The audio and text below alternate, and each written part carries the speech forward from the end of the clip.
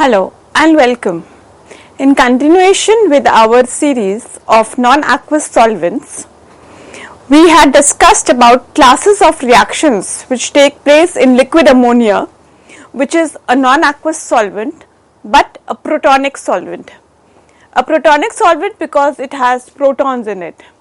The classes of reactions which we discussed in our last lecture were acid-base reactions, precipitation reactions, complex formation reactions, redox reactions and solvolysis reactions.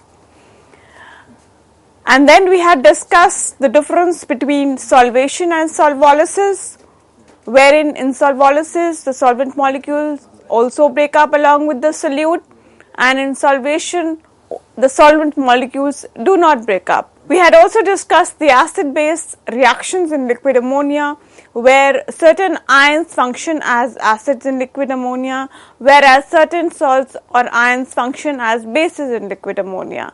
So basically those ions which are increasing the concentration of positively charged ions are functioning as acids, and those ions which are increasing the concentration of negatively charged ions are functioning as bases in liquid ammonia, and the reaction between those two is termed as a neutralization reaction. Then we had discussed number of other acid-base reactions in our previous lectures and neutralization reactions, which could be followed by various methods like titrations using an indicator or conductometric or potentiometric titrations. We had also studied about oxides and hydroxides, which are basic in water, and their excess of basicity in ammonia changes, and the leveling effect of liquid ammonia. We had also discussed about urea, which is a weak base in water but behaves as an acid in liquid ammonia.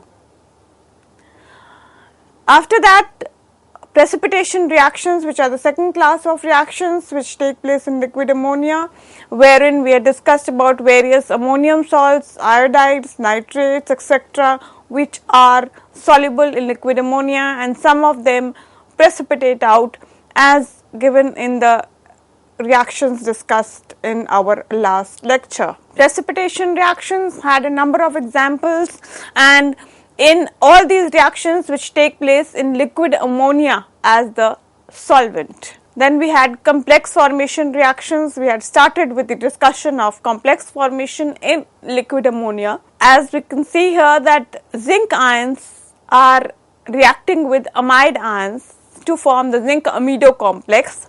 Now this zinc amido complex which is formed is in the form of a precipitate first.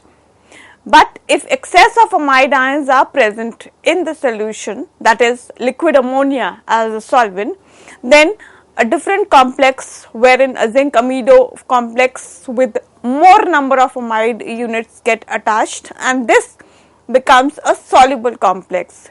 This amido complex formed here is similar to the hydroxo complex in water, as in zinc will react with hydroxide ions and form zinc hydroxide first. Zinc hydroxide will be forming a precipitate, and in excess of hydroxide ions it will be forming zinc OH whole 4 2 negative, which will go into the soluble state. So the reactions in the aqueous medium and the reactions in the non-aqueous medium are the same, except the ions involved are different.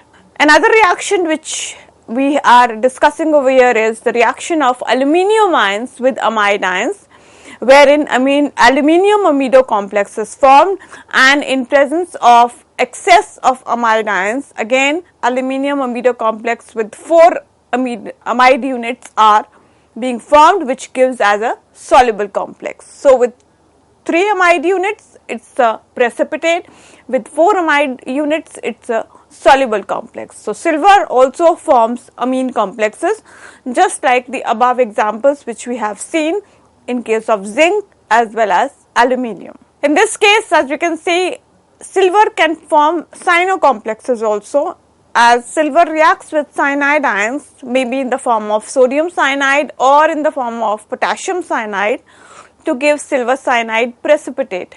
Silver cyanide precipitate in excess of cyanide ions gives the silver cyano complex, which is again soluble. So, as we can see over here that once a precipitate is formed in excess of the precipitating agent, the precipitate goes into the soluble form or the complex form, which is soluble, and all these reactions take place in liquid ammonia as the solvent. The above reaction, as we have seen, is a reaction similar to that in water. The only difference is that instead of cyanide ions, we can discuss the reaction with OH ions in water as the solvent. Another example of complex formation in liquid ammonia can be wherein copper ions react with ammonia to form the tetramine copper complex. This reaction actually is a 4-step reaction wherein the ammonia molecules react with the aqua copper complex, which has 6 molecules of water attached to it, and only 4 molecules of water are replaced by ammonia to give the tetramine aqua complex as shown in the reaction. So, as we can see in this reaction, only 4 water molecules are replaced by 4 ammonia molecules. That means all the 6 water molecules have not been replaced. The John-Taylor distortion provides a special stability to D9 systems like Cu2 plus or the cupric ion, which is a D9 system, and axial water molecules cannot be removed in the aqueous medium. So, therefore, only the equatorial molecules, that is 4 equatorial molecules in case of the aqua complex, have been removed and been replaced by 4 ammonia molecules. The 2 axial molecules of water are not replaced, they are held tightly with the metal ion due to the D9 system John-Taylor distortion phenomena. Ammonia can also be used as a medium for amine complex formation, which cannot be obtained in water. Coming to the redox reactions which take place in liquid ammonia as the solvent. So, the most powerful reducing agent in liquid ammonia are alkali metals in liquid ammonia. That is, alkali metals, either sodium or potassium or any other group 1 metal, when dissolved in liquid ammonia, produces a solution which is a very powerful reducing agent. Alkali metals dissolve in liquid ammonia, giving blue color in dilute solutions, which become bronze colored in concentrated solutions. That means in dilute solutions or when the quantity of liquid ammonia is less, the alkali metals dissolve in a very dilute solution. Upon dissolving, they give a blue color to the solution. But if the concentration of the metal is increased in liquid ammonia, then these solutions become bronze in color. Alkali metals in liquid ammonia form stable solutions which slowly evolve hydrogen over a period of time. That is, they are stable, but gradually over a period of time, hydrogen will be released from the solution when alkali metals dissolve in liquid ammonia as a solvent. This reaction explains the dissolution of alkali metals in liquid ammonia, and it's termed as a redox reaction because here oxidation of the metal ion is taking place, where sodium ion, for example, an alkali metal, dissolves in liquid ammonia to give sodium and 1 electron is released. So, one of the electron is lost in solution because, as we all know, that sodium has an S1 configuration and therefore it has capability to lose 1 electron from the outermost orbital, and the remaining shell becomes having a noble gas configuration. The metal can be recovered unchanged on evaporation. That means if we evaporate the solution of alkali metal in liquid ammonia, then since liquid ammonia is volatile, it evaporates quickly and the metal can be recovered as such. In the blue phase, the conduction is electrolytic in nature, and in the lighter bronze phase, the conduction is metallic in nature. And this is because of the fact that in the blue phase, a number of solvated electrons are present in the solution. Solvated, or as we say, ionized electrons or ammoniated electrons, as can be seen in the reaction. So therefore, the solutions of alkali metals in liquid ammonia are electrolytic, that means they can conduct electricity because of the presence of these ammoniated electrons. Whereas in the concentrated solution, where the amount of metal ion is more in liquid ammonia, the conduction becomes metallic in nature because now the concentration of metals has increased. The blue solutions are highly reducing because of the presence of ammoniated electrons. And what does this mean? Highly reducing means that since the electrons are present in the blue solution or in the dilute solution, these electrons are capable of reducing any metal ion which is introduced into this particular solution, since the reduction is a process wherein electrons are accepted by a particular metal ion to give the metal.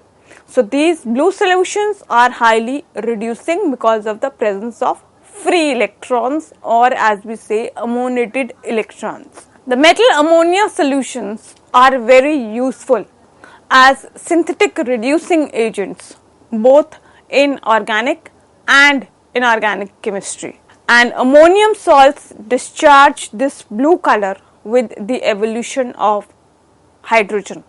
That is, if an alkali metal solution in ammonia is present, which is blue in color, a dilute solution is there, and if suppose ammonium chloride is added to that solution, then the blue color of the solution will get discharged, because ammonium salts upon addition in sodium in liquid ammonia will produce ammonia, and hydrogen will be also released in the solution, which will decolorize the blue solution. Since ammonia is volatile, it will escape, as well as hydrogen is volatile, and the solution will now be colorless.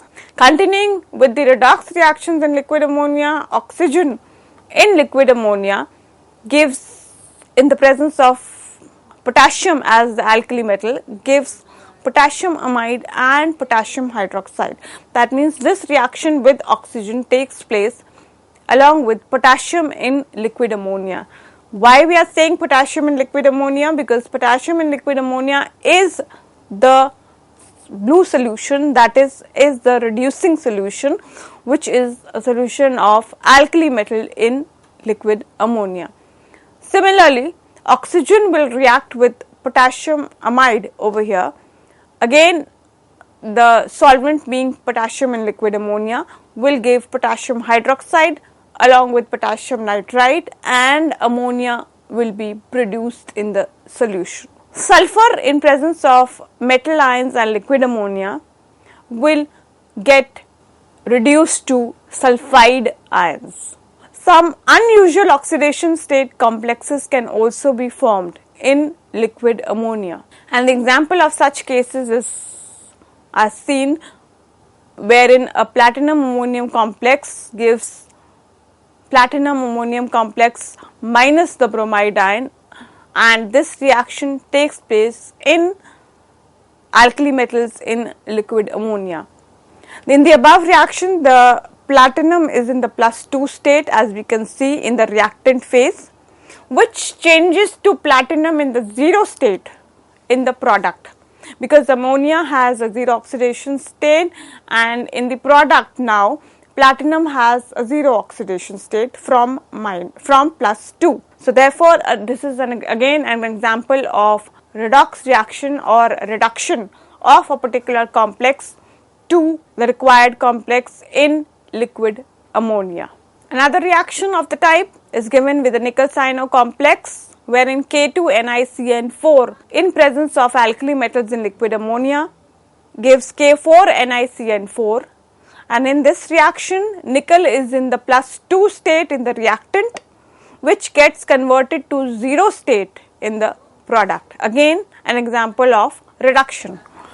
Now these are unusual oxidation state complexes, as the metal ion is in the 0 oxidation state in all the products over here, whether it is in the platinum amine complex or whether it is in the potassium nickel cyano complex. In both the cases the metal ion is in the 0 oxidation state. Carbonyls get converted to carbonyl metallites in presence of alkali metals in liquid ammonia. And an example of this particular reaction can be iron carbonyl, giving a complex wherein iron carbonyl with a 2 negative charge, or as we say, if this reaction is taking place suppose in potassium in presence of liquid ammonia, then it will become K2FeCO5, and therefore again an example of a reduction reaction. So from the 0 oxidation state in the reactant phase, that is iron is in the 0 oxidation state in FeCO5, the oxidation state of the metal changes to +2, and such kind of ions or complexes are called metallites, in which the metal is in the negative oxidation state. In case of Mn2CO10, again a carbonyl complex, it changes to MnCO5 negative in presence of potassium and liquid ammonia, or alkali metals in liquid ammonia. Now all the reactions which we are now discussing are taking place in alkali metals in liquid ammonia, because alkali metals in liquid ammonia help to form or undergo redox reactions. So in this particular reaction, manganese changes from a 0 oxidation state in the reactant to +1 oxidation state in the product. Very strong oxidizing agents are not known in liquid ammonia, and powerful oxidizing agents like KMnO4 are only mildly oxidizing. Nitric acid is not oxidizing at all in liquid ammonia. Although we know that nitric acid is an acid as well as an oxidizing acid in water, but it does not behave as an oxidizing agent in liquid ammonia. In fact, it behaves only as an acid in liquid ammonia. Iodine is a weak oxidizing agent in both water as well as ammonia. And as we can see the reaction below, wherein potassium permanganate in presence of potassium in liquid ammonia undergoes a fast conversion to K2MnO4, and then finally it forms manganese oxide KOH, that is potassium hydroxide, and potassium amide, which is a very slow reaction, and this is a result of the slow decomposition of potassium permanganate in liquid ammonia. It can also be termed as a redox reaction or reduction reactions which are taking place in alkali metals in liquid ammonia. So when we talk about redox reactions, they are all taking place in alkali metals in liquid ammonia. Iodine is a weak oxidizing agent in liquid ammonia. It tends to oxidize tin in the +2 state to tin in the +4 state in the following reaction. As we can see, amidosteinite, which is K4SnNH2 6, in presence of liquid ammonia and iodine gives K2SnNH2 which is amidosteinate. That is, again there is a conversion of the oxidation state of the metal ion from +4 to +2 in the product, and again an example of a redox reaction. Other oxidizing agents, when tried, they tend to oxidize ammonia itself. So stronger oxidizing agents which are seen or tested in ammonia as a solvent are oxidizing the ammonia solvent itself. So they are not used as oxidizing or reducing agents, in fact, in liquid ammonia. Coming on to the next class of reactions in liquid ammonia, which is solvolysis. Solvolysis reactions in liquid ammonia as the medium are called ammonolysis reactions, wherein the reactions which are there in water as the medium, they are simply solvolysis, but if liquid ammonia is the medium, then they are called ammonolysis reactions. And these are some of the examples of the reactions which take place as solvolysis reactions in liquid ammonia. So, chlorine combines with water to form HCl and hypochlorous acid, HOCl. Chlorine combines with ammonia in liquid ammonia as a solvent to form ammonium chloride and amido chloride. Similarly, SiCl4 silicon tetrachloride in liquid ammonia as a solvent forms silicon amido tetraamido complex along with ammonium chloride, wherein all the 4 Cl molecules have been replaced by NH2 units. Thionyl chloride or SO2Cl2 in presence of liquid ammonia as a solvent forms SO2OH whole twice. SO2Cl2 in presence of again liquid ammonia as a solvent also forms NH2 SO2 NH2 as the product. Solvolysis reactions, another example, POCl3 phosphorus trichloride, phosphoryl chloride gives PONH2 whole thrice in presence of liquid ammonia as a solvent along with ammonium chloride. SiF4 gives SiF4.2 ammonia, which is an adduct. BF3 boron trifluoride forms BF3 dot ammonia. Some metal salts are crystallized out of liquid ammonia as ammonates, that is with ammonia of crystallization. And the reason for ammonia gas dissolving in water, we all know that ammonia gas easily dissolves in water. Ammonia and water molecules form hydrogen bonds and hence ammonia dissolves in water, and the reactions which depict this is ammonia dissolving in water to form the hydrate NH3.H2O and also NH3.2H2O, and this hydrate formation is due to hydrogen bonding, and hence between hydrogen bonding between ammonia and water results in ammonia gas being dissolved in water, and this is a major reason for this fact. And ammonia dissolving in water giving ammonium ions also along with hydroxide ion. This is an example of ionization along with ammonia being dissolved in water. Thank you.